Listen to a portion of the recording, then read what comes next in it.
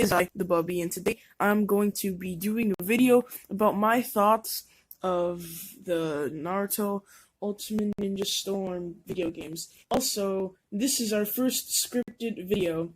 Now, there are 4 games in the Ninja Storm series, Naruto Ultimate Ninja Storm 1, 2, 3, and 4, and I freaking love those Storm games. Maybe that's because they're the only Naruto games that I've been shown to and I've actually played, aside from one of the Naruto Ninja Council games, but that's besides the point. In this video, I want to tell you about my opinion of what's the best and worst part of each game. Only one factor per game. Like, one game can have amazing boss fights, and the other can have amazing boss fights, but I will only be choosing best boss fights. You'll see as the video goes on. So yeah, go to my thoughts.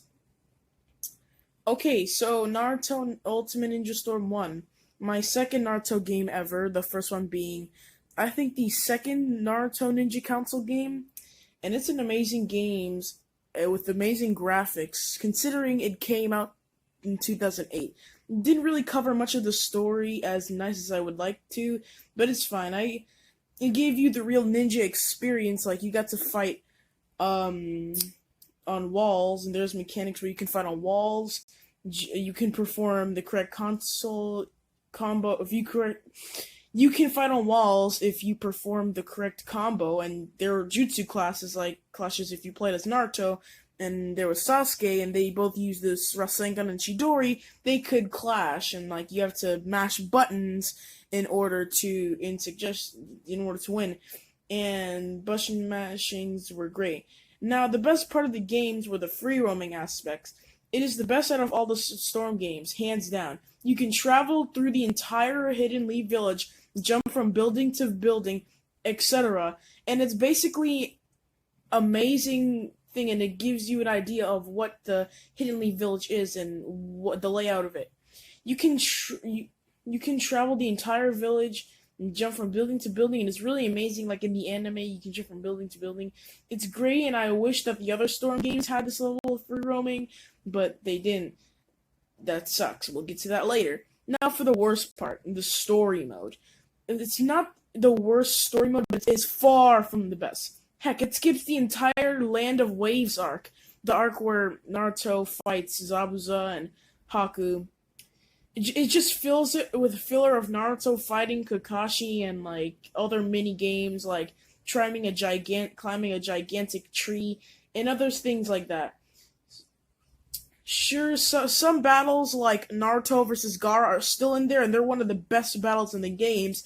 Some arc like in the Chunin exams. The Chunin exams aren't the best, but they are definitely not the worst. Some battles are just regular fights with no cutscenes whatsoever, unlike Naruto Ultimate Ninja Storm 2.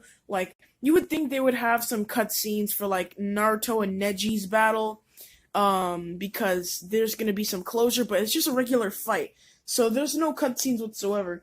Though the Storm games like to put their own spin on things, some things in the Storm games are different from the anime. So that's Storm 1. We have 3 Storm games left.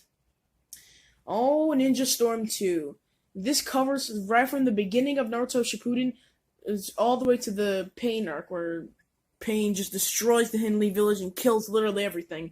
And I gotta say, this game is the same yet different from the anime. First off, boss battles in the game are phenomenal. Like the battle against Kakashi. It's something different from the battles. You actually have to fight for the bells instead of freaking spoiling the newest makeout tactics book that you gave Kakashi. You didn't even give him the makeout tactics book in that game. So yeah, in this fight, Naruto and Kakashi do a Rasengan versus Lightning Blade clash, which is amazing. Sadly, jutsu clashes are only exclusive to the story mode, and you can't do it in free battle, which is sad. If you clash jutsus, the 2 opponents will only fly back away from each other, which is dumb, and you can't really clash jutsus and mutton bash, which is bad. And sadly, there's no wall fighting in the game, which is why would you take that out? That's one of the best aspects of the game. And Cyber Connect really did an amazing job with these graphics. The Naruto vs Sasuke fight in this game is 10 out of 10. The game makes it seems as if Naruto's kicking Sasuke's ass, but he fails to bring him back in the game. Like in the anime, it has the free roaming aspect.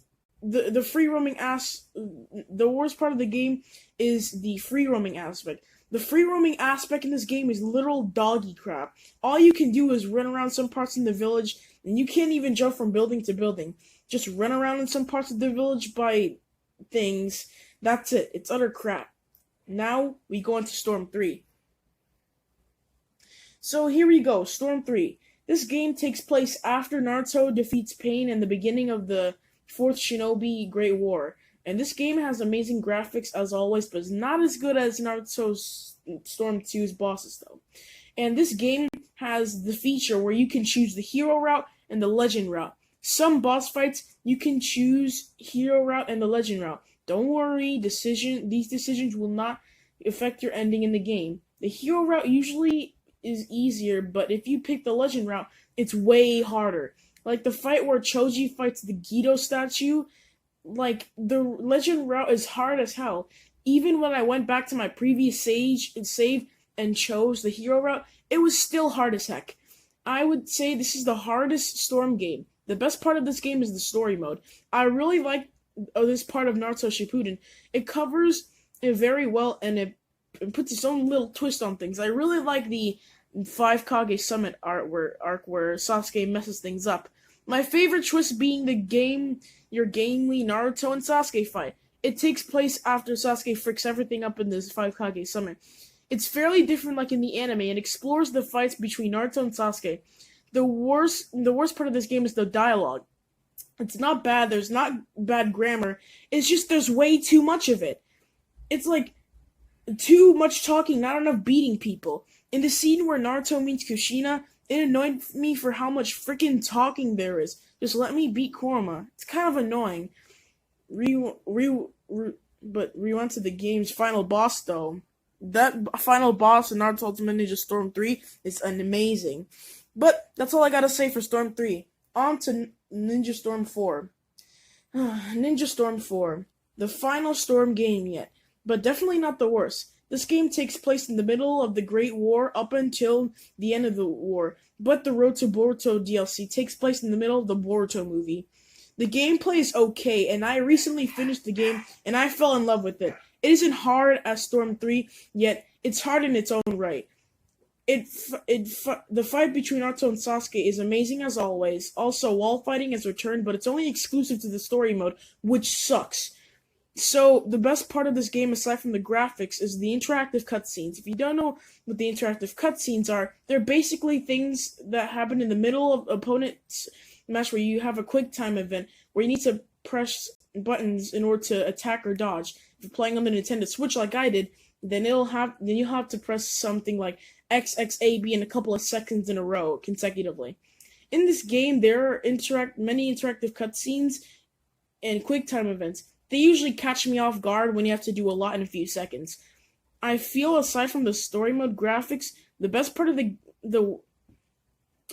worst part of the game is probably gonna have to be the gameplay, because the gameplay, I mean, is not bad, but I don't know if this is because I play the Storm games on my Nintendo Switch, but this Naruto Ninja Storm game, Naruto Ninja Storm 4, it's laggy sometimes. Like when you perform the giant Rasengan with Naruto, it lags when he performs it all the way, which kind of sucks because it's laggy as hell. Sometimes button commands don't even work, and they're like a couple of seconds late. Even that, the gameplay is amazing. It's hard coming up with best and worst parts of these games because, frankly, Ultimate Ninja Storm 4 is the most polished out of all the games, and I kind of don't have much bad things to say about them. If you come across it and have the chance to buy it, buy it. You will not regret it. So yeah, those are my thoughts about all 4 Naruto Ultimate Ninja Storm games. It was fun to make this list, and as I said in the beginning, this is my very first scripted video, so sorry if I stutter on some of my words and I'm kind of off key, because I kind of have to read a script that I prepared. And so yeah, comment down below your thoughts about these games, and who knows, maybe I'll reply. And I hope you enjoy, and I hope you have an amazing game day. Oh my god. Stay safe, and sayonara.